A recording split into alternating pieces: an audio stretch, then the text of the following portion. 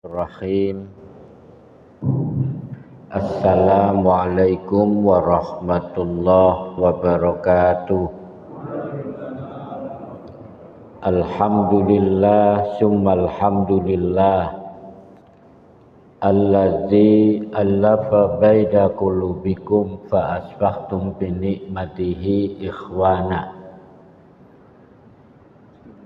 Asyhadu an la ilaha illallah wahdahu la syarikalah wa asyhadu anna Muhammadan abduhu wa rasuluh. Allahumma salli ala Muhammad wa ala alihi wa sahbihi wa sallim ajma'in, amma ba'du. Para jemaah, Bapak, Ibu, saudara-saudara yang saya muliakan, tema kita pada subuh ini muhasabah terhadap bencana. Apa sebabnya? Bagaimana solusinya? Alhamdulillah Bapak Ibu bisa hadir. Fadilah thalabul ilmi ini luar biasa Bapak Ibu. Sampean yang hadir baru duduk, tausiah belum dimulai, itu dosa-dosa kita sudah diampuni oleh Allah.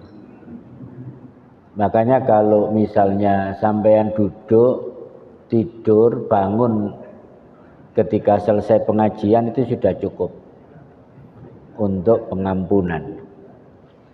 Ini slide-nya kok nggak nyantol ya?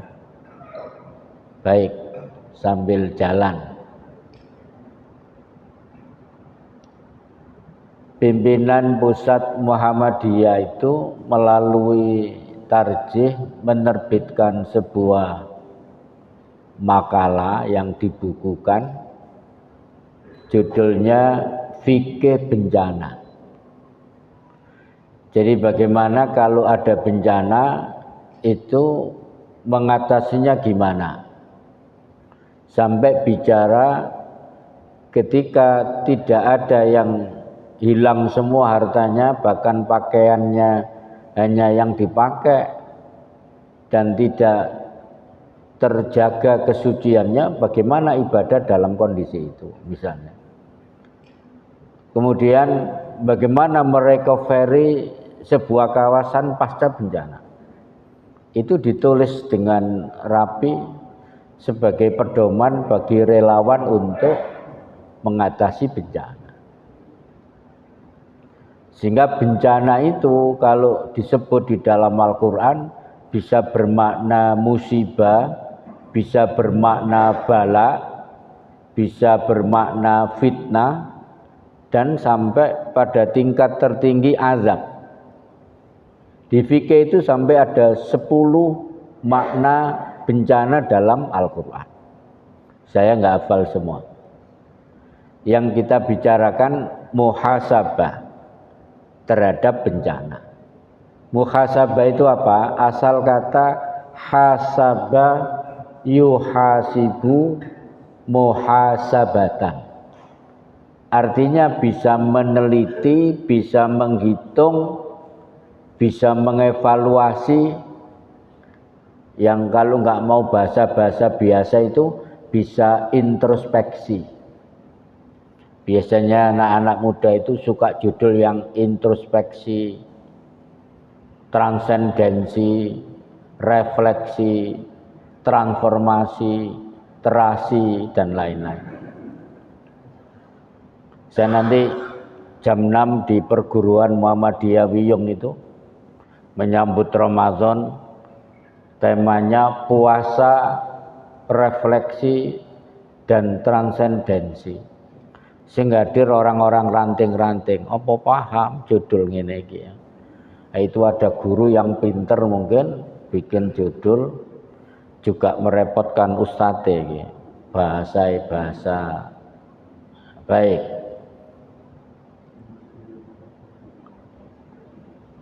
Napa Pak kok nggak bisa ini? Ada gangguan teknis ya. Ngopinya kurang ini. Baik. Saya mulai dari pengantar. Nah, ini. Atau prolog bahasa yang lain. Ada dua firman Allah yang pendek. Pertama surat Ar-Rum surat 30 ayat 41 Allah berfirman, Bismillahirrahmanirrahim. Zaharal fasadu fil barri wal bahri bima kasabat aydin nas. Telah tampak kerusakan di daratan dan di lautan disebabkan perbuatan tangan manusia.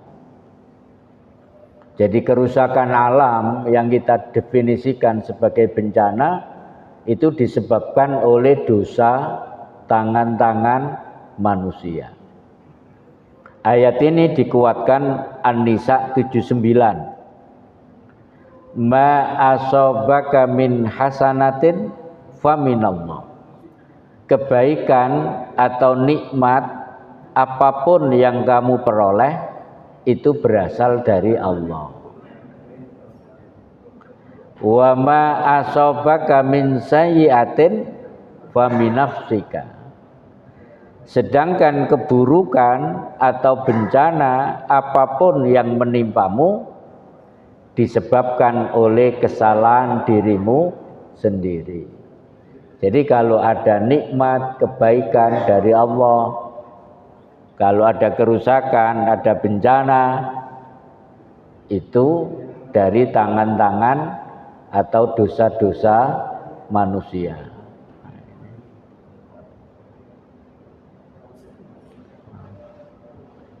Baik, saya lanjutkan ya, sampai titik darah penghabisan. Sawangane kok lesu ngeten Pak jenengan. Suwe gak ngisi ketok lesu sampai niki. Ketok kurang semangat ngeten nggih. Semangat nggih. Nah, baik. Yang kedua, ini ada pesan yang harus lebih kita perhatikan.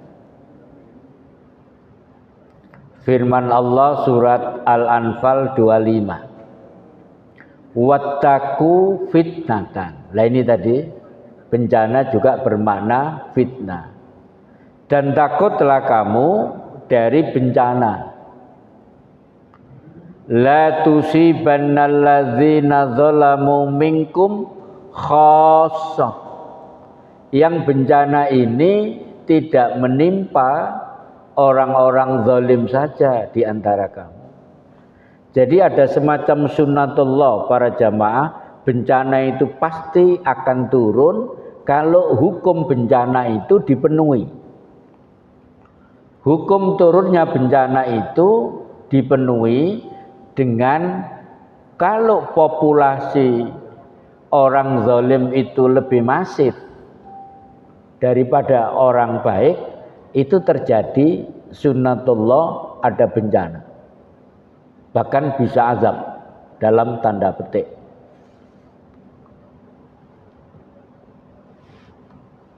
Tambah hilang gambar ini.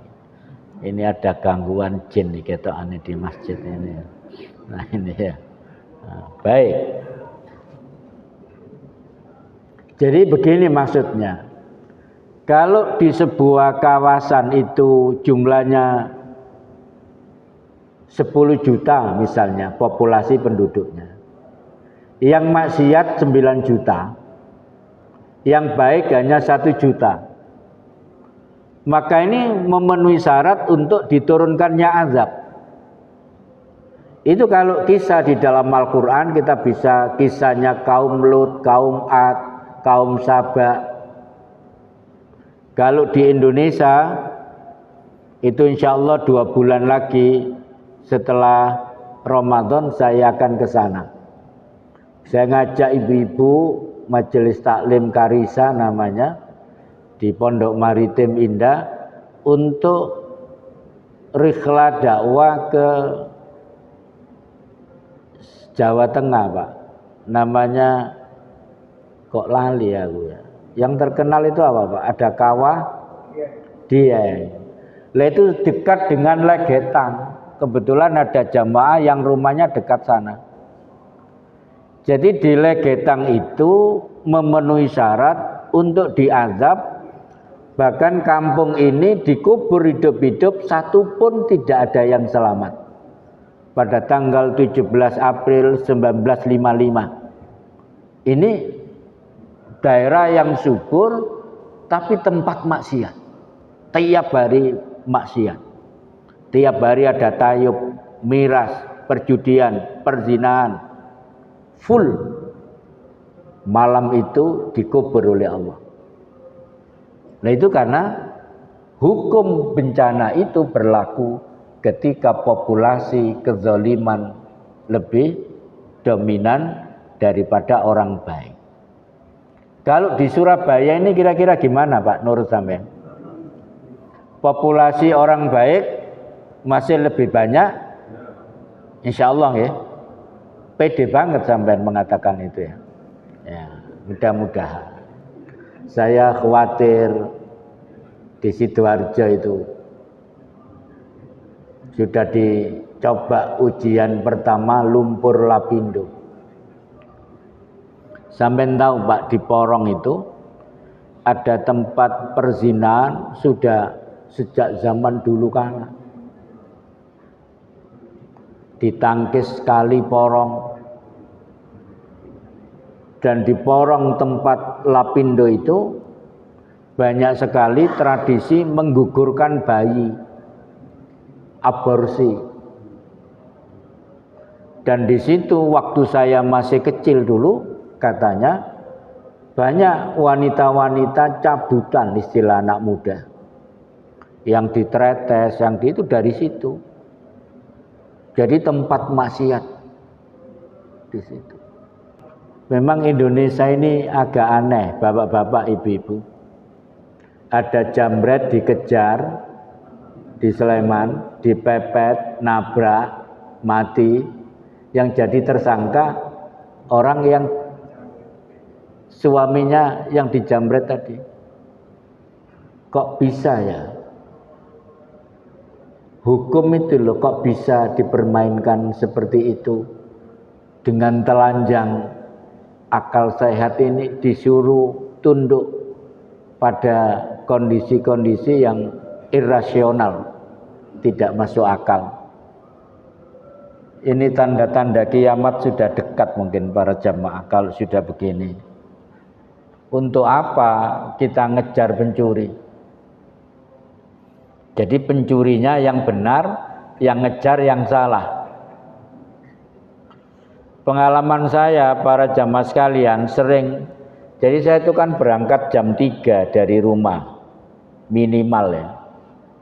Kalau ini tadi jam 3:15 sudah cukup santai. Itu sering para jamaah sekalian saya itu menemui banyak masalah di jalan. Ada wanita dipukuli di tengah jalan. Ini saya tolong apa tidak? Ternyata KDRT. Ada orang naik pagar rumah seseorang, 2 orang. Ya kena sorot lampu saya jelas sekali. Ini pasti garong ini. Saya mau menolong sendirian. Nah, kono wong telu. Isok setor nyawa. Wis tak serahkan Allah Subhanahu wa taala. Ada sepeda dituntun, bannya kempos. Ini saya tanya, kenapa Mas? Anu Pak, bocor. Di mana ya ada tambal ban di sini? Waduh, saya juga nggak tahu. Terus jam 3:15 banyak sekali. Yaitu di jalan itu tidak aman. Yang lebih terakhir balapan liar. Ya kalau ke Gresik lewat tol Krian itu di bypass, kalau hari Rabu ada balapan liar. Lo mobil di stop sama anak-anak ini, nunggu balapan, Masya Allah. Kapan itu ada yang jatuh dan meninggal. Dan itu katanya juga sudah dilaporkan, tapi tidak ada tindakan. Baik, kita masuk materi para jamaah sekalian. Sebab-sebab terjadinya bencana. Banyak sebabnya itu. Tapi sambil 3 item yang paling pokok. Kenapa terjadi bencana? Ternyata yang pertama disebabkan karena dosa manusia. Sayyidina Ali bicara kalimat penting sampai dikutip oleh Imam Ibnul Qayyim Az-Zawji. Kata Sayyidina Ali begini, ma nuzzilal bala illa bizambin. Tidak akan turun musibah, bala, bencana kecuali karena dosa. Clear. Dosa. Wala rufi'al bala illa bitaubatin, dan tidak akan diangkat bala, bencana itu kecuali dengan taubat. Sehingga nanti ketika bicara solusi, bagaimana supaya bencana tidak mengintai kita? Taubat salah satunya. Ucapan Sayyidina Ali ini sangat selaras dengan firman Allah surat Asy-Syura ayat 30. Wa ma asabakum mim musibatin fabima kasabat aydin nas. Dan apa saja musibah yang menimpa kamu disebabkan oleh perbuatan tanganmu sendiri. Itu walaupun musibah itu mengenai kita, ada kasus ya. Jadi kerabat saya itu kehilangan sepeda motor. Kredit durung lunas wis hilang. Saya tanya, paling awakmu gak tahu sedekah. Sampai dijukuk ambek Allah kayak ngono iku. Enggak Pak Lek, kula mboten nate sedekah-sedekah. Itu. Jadi musibah itu kalau dimuhasabai walaupun personal atau kolektif itu pasti disebabkan dosa atau kelalaian. Saya sering sekali misalnya ketika nyopir itu tiba-tiba ngerem dadak gitu, sama istri saya marah-marah itu. Hati-hati. Itu ketika saya muhasabah, itu tadi berangkat lupa tidak doa musafir misalnya. Itu ada saja itu. Nah, itu coba sekali waktu kita muhasabah yang mendalam apa yang menimpa kita, itu nanti ujungnya pasti ada kesalahan-kesalahan atau tepatnya ada dosa yang kita perbuat. Saya sampai hari ini masih merasakan asam lambung saya ini belum tuntas lah. Setelah saya muhasabah 2 minggu terakhir ini sering diajak teman ngopi, sehari kadang 2 kali. Waduh, iki sebabnya tidak bisa mengontrol ini, akhirnya asam lambung naik, perut rasanya nggak enak, makan nggak enak, tidur nggak enak. Istri tidur di samping saya juga enak, bukan nggak enak. Baik. Jadi dosa yang satu. Yang kedua, musibah itu terjadi karena masyarakatnya tidak bersyukur atas nikmat yang diberikan Allah kepada mereka. Itu eksplisit Pak, disebut di dalam surat An-Nahl. Surat nomor berapa Pak An-Nahl itu? 16 ayat 112 Allah berfirman. Sampean coba rasakan ayat ini kok mirip kejadian yang kita alami di Republik ini. Wa daraballahu masalan qaryatan. Dan Allah telah membuat perumpamaan tentang qaryatan, sebuah negeri. Kanat aminatan mutmainnatan. Negeri ini tadinya aman tentram. Pokoknya enak negeri ini. Ya'tiha rizquha raghadam min kulli makanin. Kemudian Allah mendatangkan rezekinya pada negeri itu didatangkan dari berbagai penjuru. Itu bisa dijelaskan tanahnya subur. Ibarat tongkat dilempar tumbuh. Apapun tumbuh. Ternyata baru ditemukan negeri ini adalah negeri yang cocok untuk tanaman yang ada di Timur Tengah, yaitu zaitun. Itu cocok sekali.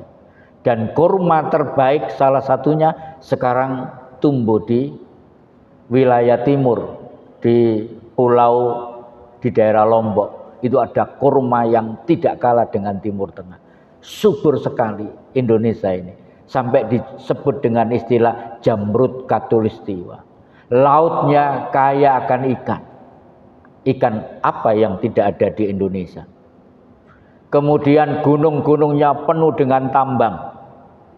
Berapa ribu ton emas dari Freeport dikapalkan, ditaruh di Gresik, namanya smelter. Keponakan saya kerja di situ. Emas itu sesudah dipisahkan, itu di gudang itu yang berton-ton itu dibangunkan pelabuhan canggih di Gresik, namanya JP. Lebih canggih daripada Tanjung Perak. Kapal raksasa bisa bersandar di situ, ngangkut emas dibawa ke Amerika. Sekarang ada problem emas. Orang beli emas itu antri. Secara teori kalau saya ngikuti perkembangan di sosial media, perkembangan harga emas dalam setahun ini 65%. Itu belum pernah terjadi sejak bumi diciptakan oleh Allah. Dan secara teori kalau emas sudah naik melampaui batas itu, satu semester kemudian ada krisis. Bank sentral di seluruh dunia membuang dolar, membeli emas untuk menghadapi krisis. Ini cukup menakutkan dunia ini. Yang kedua, kemungkinan ada krisis perang dunia ketiga. Kalau Amerika melancarkan serangan ke Iran, Iran balik menyerang, bukan hanya Iran. Di belakang ada Cina, ada Rusia, ada Korea Utara. Dan terjadilah perang dunia ketiga. Apakah Indonesia ikut punya dampaknya? Pasti. Dari situ Prabowo mengambil kebijakan aman, bergabung dengan Amerika, barangkali itu pertimbangannya. Jadi cukup menakutkan para jamaah sekalian. Tapi bagi orang beriman jangan takut, kita punya Allah Subhanahu wa ta'ala. Tapi ya rada dididik. Nah, baik, kembali ke sini. Jadi negeri yang aman, tentram, aman, sentosa, rezekinya didatangkan dari berbagai penjuru. Yang top itu negeri kita, Pak, penghasil nikel terbesar di muka bumi. Saya baca statistiknya, penghasil nikel dunia itu paling kiri ini Indonesia, sekian. Negara lain sangat di bawah. Dan nikel ini 1000% diborong ke Cina. Lalu Cina bikin baterai, bahan utama nikel. Maka mereka bikin motor listrik, mobil listrik. Elon Musk agak menghina Cina ketika Tesla diproduksi. Ternyata sekarang BYD itu 10 kali lipat besarnya milik Elon Musk yang namanya Tesla. Dan sekarang banjir ke seluruh dunia mobil listrik. Di Sidoarjo sudah ada jualannya, dealernya, BYD mobil listrik.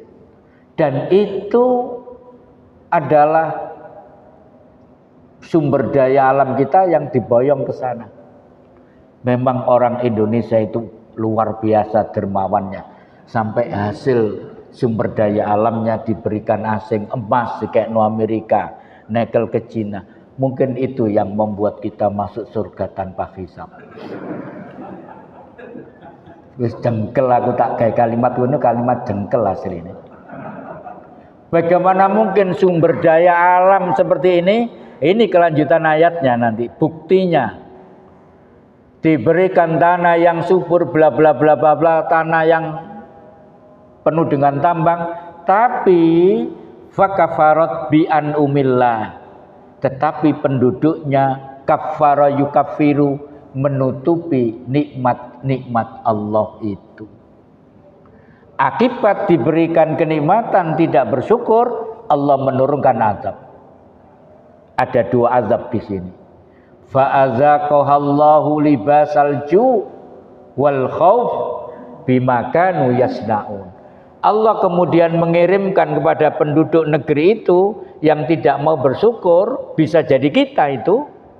Karena Korea ini tidak disebut spesifik. Tidak disebut Sabak, tidak disebut kaum Ad, tidak disebut yang lain. Bisa terjadi masa lalu, sekarang atau yang akan datang. Kalau tidak mau bersyukur. Allah memberikan apa? Libasal ju', pakaian kemiskinan. Wal khauf, pakaian ketakutan. Bima kanu yasnaun, dengan sebab perbuatan yang mereka lakukan. Apakah betul kita dikirim pakaian kemiskinan? Mari kita bicara data sekarang, supaya agak-agak ilmiah begitu. Data paling mutakhir, berapa orang Indonesia yang hidup di bawah garis kemiskinan? 68,7%. 68,7% kalau diangkakan 194,3 juta. Separuh lebih hidup di bawah garis kemiskinan. Ukuran orang hidup di bawah garis kemiskinan itu apa? Kalau data statistik kita itu banyak tidak dipercaya, karena bisa molor, bisa gini. Contoh begini, kalau ada pengumuman, tolong pimpinan daerah melaporkan jumlah orang miskin di daerah masing-masing. Diwakeno Pak, dididikno untuk prestis bahwa ada keberhasilan memberantas kemiskinan. Tadinya 10 juta bisa jadi 2 juta. Tapi kalau pengumumannya dirubah, tolong data kemiskinan dilaporkan karena ada bantuan untuk, mungkin iso 10 juta jadi 20 juta. Itu hebatnya yang kedua Indonesia itu. Ini data World Bank. Orang yang hidup di bawah garis kemiskinan itu ukurannya kalau bekerja 1 hari gajinya kurang dari 2 US dollar. 1 US dollar berapa sekarang Pak? Saya lama nggak main dolar ini. Berapa Pak? 17 ya? Oh, sampai main dolar berarti. 17 kali 2 34.000. Jadi ada 68,7%. Ada 194,3 juta orang Indonesia bekerja 1 hari gajinya kurang 34.000. Padahal sumber daya alam seperti ini. Kita tidak bisa memanfaatkan sumber daya alam itu, tidak semata-mata bahwa penguasanya zalim mengeruk sumber daya alam untuk kepentingan kantongnya sendiri, tetapi juga disebabkan mayoritas umat ini kurang bersyukur kepada Allah Subhanahu wa ta'ala. Sehingga kekayaan alamnya melimpah, tapi rakyatnya jatuh miskin. Yang kedua, wal khauf, pakaian ketakutan. Banyak orang ketakutan, masa depan anaknya, masa depan keluarganya, kondisi republik yang tidak jelas. Ini banyak menimbulkan ketakutan-ketakutan. Semua itu disebabkan tidak bersyukur, itu maknanya ya tidak begitu taat kepada Allah. Yang ketiga, apa sebab bencana turun? Mulai berhentinya aktivitas dakwah amar ma'ruf nahi munkar. Orang sudah nggak tertarik Pak ngaji. Kalau di sini masih banyak. Di tempat lain, apalagi kalau nahi mungkar dibiarkan. Maka Pak Amin Rais itu pernah berseluruh ya. Dakwah amar ma'ruf nahi mungkar itu seperti 2 sayap pesawat itu. Kalau nggak seimbang, itu nggak bisa take off. Ngaji is okay, tapi kemungkaran dibiarkan. Itu bermasalah, nggak seimbang masyarakat. Nah ini. Saya menyampaikan berhentinya dakwah sebagai sebab azab itu berdasarkan sabda Nabi dalam hadis sahih riwayat Imam Ahmad. Bahkan diawali dengan wawu qasam, sumpah. Kalau manusia itu sumpahnya menyebut Tuhan, kalau Allah sumpahnya menyebut makhluknya. Kata Nabi begini, wallazi nafsi biyadihi, demi Tuhan yang jiwaku berada dalam genggamannya. La ta'murunna bil ma'ruf wa la tanhauna 'anil munkar. Benar-benarlah, jangan sampai tidak, kira-kira begitu makna bebasnya. Kalian melakukan amar ma'ruf nahi mungkar, mengajak pada kebajikan dan menutup kemungkaran. Kalau tidak, kalau kalian berhenti dalam dakwah amar ma'ruf nahi mungkar tadi, maka Allah mengirimkan dua azab. Azab kolektif, yang kedua azab personal. Azab kolektifnya sekarang. La yusikannallahu ayyab asa alaikum iqaban min indi. Maka aku, kata Allah, akan dengan cepat mengirimkan bencana kepada kalian. Legetan tadi nggak ono Pak pengajian, nggak ada orang ngaji. Ya tayyub tadi, maksiat tadi, maka azab turun. Kalau orang sudah berhenti ngaji wis prai, didik-didik libur. Saya tuh ngisi rutin di Masjid Ulul Albab itu, sering libur Ustaz, libur. Karena ustadznya nggak datang, saya konsisten datang. Bagi saya ini amanah besar. Tapi ada ustadz, beberapa ustadz sering nggak datang. Ojo diliburkan, carikan badal. Sehingga ini berlangsung, ada kontinuitas. Kemudian mustami'innya ojo gampang gak teko, iku nggarai azab. Terus ojo kesusu mulai, kesusu apa sih? Mulai ya durung mari. Lah iya Pak, dalam adab majelis itu kalau ada orang uzur lo ini sah untuk pulang dulu. Itu harus isyarat, minta izin pada ustadznya, dan ustadznya memintakan ampun pada dia yang pulang lebih dulu sebelum pengajian selesai. Segitunya majelis taklim itu pentingnya, sampai ada adabnya seperti itu. Makanya Mutawalli Asy-Sya'rawi itu menganggap dialog antara Nabi Musa dan Nabi Khidir itulah pelajaran adabul majelis. Bagaimana seorang murid kepada guru. Ati ojo gampang mulai dhisik. Iki sing kate mulai gak wani gara-gara aku ngomong ini. Enggak, sebentar lagi selesai. Saya lanjutkan. Jadi azab Pak, kalau dakwah ini berhenti, azab akan turun. Ya alhamdulillah masjid kita ini masih rame ya. Kalau sampai melihat ke daerah ada satu ranting ya yang gak ono pengajian. Wis Mas, aku Rebo kedua kosong. Sampai gawe pengajian, ojo mikir sangune, aku teko. Datang saya. Akeh sing ngaji. Sesi merotoli. Wis digawe gratisan sik merotoli. Tak miri saya tanya, jenenge Umar Faruk jenenge. Ya Amiril Mukminin Umar bin Khattab tak celuk ngono. Kenapa gerangan orang-orang kok enggak datang? Tiang mriki wis angel Ustaz. Wis angel tuturane. Ya wis. Barangkali karena saya mboten angel tiang mriki. Nah, berat kan?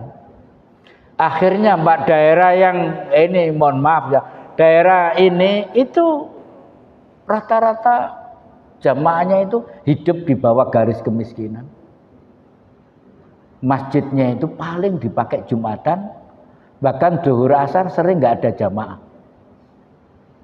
Akhirnya berdampak pada kehidupan.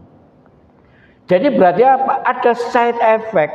Kemakmuran itu juga berkaitan dengan makmurnya dakwah amar ma'ruf nahi mungkar. Saya meneliti, Pak, dulu ada kiai namanya Kiai Haji Ahmad Subroto di Sidoarjo. LDII keluar kemudian masuk Muhammadiyah, juga masuk DDI. Itu cara ngajinya itu ada kontinuitas. Quran dimaknani turun temurun sampai kepada Ustadz Abdul Ghani, itu kader utamanya. Itu rata-rata kampung-kampung tempat binaan dia sampai hari ini tuh menjadi kampung Islami. Di mana-mana jadi kampung Islami. Saya kebetulan banyak ngisi di tempat-tempat itu. Di Sukodono ada, di Saimbang itu ngaji pokoknya. Kalau di Gresik itu di Lebani Suko, Lebani Wah, ngaji orang itu. Pokoknya ngaji dan makmur kehidupannya. Jadi di mana ada amar ma'ruf nahi mungkar yang subur, maka Allah menurunkan barokah di situ. Kata kuncinya. Kemudian yang kedua, azabnya apa? Personal. Summa latad'unahu fala yastajibu lakum. Kalian berdoa semua, mengangkat tangan, minta kepada Allah, doa kalian tidak diijabah oleh Allah. Kenapa? Karena daerah itu banyak maksiat, doa itu gak mandi. Iya, coba bedakan sampean berdoa di pelataran Ka'bah, Pak. Saya 2 bulan yang lalu itu diberangkatkan orang dekat sini umroh sama istri saya. Saya gak banyak minta dunia. Saya minta dunianya 1. Itu tutup omah itu diijabah sama Allah. Dahsyat. Kenapa kira-kira? Di pelataran Ka'bah praktis nggak ada orang maksiat kan? Paling ada 1-2 yang gegeran karena tawaf diinjak macam-macam, 0,00 sekian persen kan? Tapi kalau kita berdoa di daerah kita masing-masing, kanan kiri banyak orang berbuat dosa, itu yang menyebabkan doa kita kurang mustajab. Bagaimana caranya? Ya kita harus melakukan islamisasi lah. Supaya daerah kita. Baik, yang terakhir, karena nggak cukup waktunya, saya kasih bocorannya saja. Jadi bagaimana caranya supaya tidak terjadi bencana di Republik ini, kira-kira begitu. Yang pertama, negara kita harus ada entitas masyarakat, mayoritasnya itu beriman dan bertakwa. Walau anna ahlal qura amanu wattaqau la fatahna alaihim barakatum minas sama'i wal ardi. Al-A'raf 96. Kalau bertakwa barokah turun. Kalau tidak bertakwa azab turun, kira-kira begitu. Yang kedua, harus ada kontinuitas dakwah amar ma'ruf nahi mungkar. At-Taubah 122. At-Taubah 122 ini mengisyaratkan kita membuat pabriknya ulama. Kata Allah, kamu jangan pergi semua untuk berperang. Harus ada sekelompok dari kamu yang khusus memperdalam ilmu agama. Calon kiai, calon ustadz, calon ulama. Untuk apa? Menjaga moralitas anak bangsa. Harus ada yang mengingatkan DPR, harus ada yang mengingatkan menteri, harus ada yang mengingatkan pejabat, bupati, harus ada. Itu namanya menjaga moralitas. Seharusnya lah masjid punya fungsi terakhir sebagai tempat kaderisasi, menimbulkan para ustadz, para kiai, para ulama yang nanti menjaga moralitas anak bangsa. Pelajari 122 surat At-Taubah. Itu kesimpulannya, ada lembaga yang menerbitkan para ustadz. Terakhir sebagai penutup, tadi itu para jamaah sekalian, supaya tidak terjadi bencana, kita melakukan taubat. Saya nggak dengar itu ada pejabat yang mengatakan, saudara-saudara anak bangsa semua, kejadian bencana demi bencana ini bisa jadi karena dosa-dosa kita. Mari kita melakukan taubatan nasional.